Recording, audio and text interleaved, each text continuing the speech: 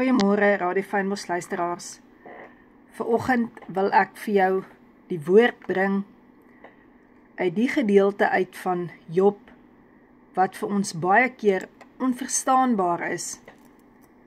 Hoe God kon toegelaat het dat die vyand soveel steel, roof van Job. Job 3 vers 23 sê: Waarom gee hy lig aan 'n man wie se weg verborge is?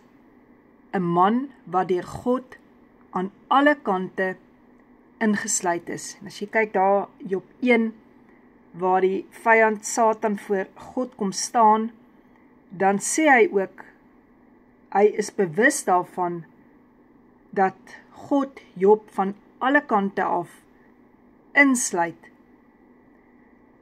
En ons kom baie keer by die vraag, as goed in ons lewe hondsleg is dit 'n aanval? Is dit van God? Of is dit net my toedoen wat verkeerde besluite gemaak het? Nou kom ons kyk na Jakobus 1. En hierdie was regtig vir my 'n groot eye-opener gewees in my lewe.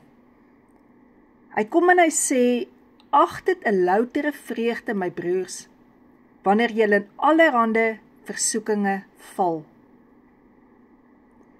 Omdat julle weet dat die beproewing van julle geloof lydsaamheid bewerk. Oomblik as ons val, dan kom ons by daardie plek om te begin sê, dit is die vyand. Maar hier kom die woord en hy sê, in sulke tye word ons geloof beproef. En wanneer ons geloof dit gemaak het, dan sal ons by lydsaamheid uitkom. Met ander woorde, by daardie geduld uitkom om in geloof vas te byt. Hy sê die lydsaamheid moet tot volle verwerkliking kom, sodat jy volmaak en sonder gebrek kan wees en in niks kort kom nie. En dan is dit asof Jakobus dadelik weet, maar ons gaan hierdie vraag vra as kind van God, maar hoekom, as God 'n God van liefde is, moet ek deur al hierdie goed gaan? Hoekom kon hy dit nie gekeer het nie? Sien hy nie raak wat in my lewe aangaan nie? En dadelik sê hy, in vers 5, as jy wysheid kort kom, laat hom dit van God bid. God gee eenvoudig sonder om te verwyd, en dit sal aan hom gegee word.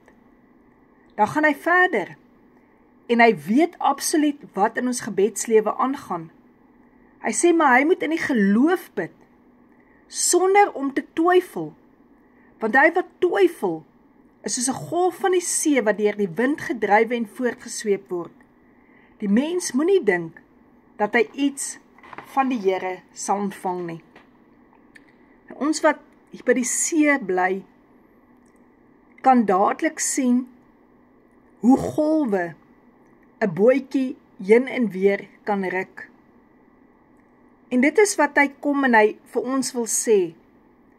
Hy sê ons moenie dubbelhartig wees nie. Want as ons dubbelhartig is ons onbestendig in al ons weë. Hy kom vanoggend en hy sê vir jou, ja, die vyand kon 'n wettige reg op jou lewe gehad het. Want niemand is regverdig nie. Selfs nie een nie. Want hy wat dink dat hy sonder sonde is, maak God tot 'n leienaar. So hoe werk dit? Wanneer ek na Jesus toe gaan en ek begin erken wat my foute is. Ek steek dit nie weg nie. Ek gee nie die vyand die skuld soos wat Eva gemaak het nie. maar ek aanvaar my skuld in 'n situasie.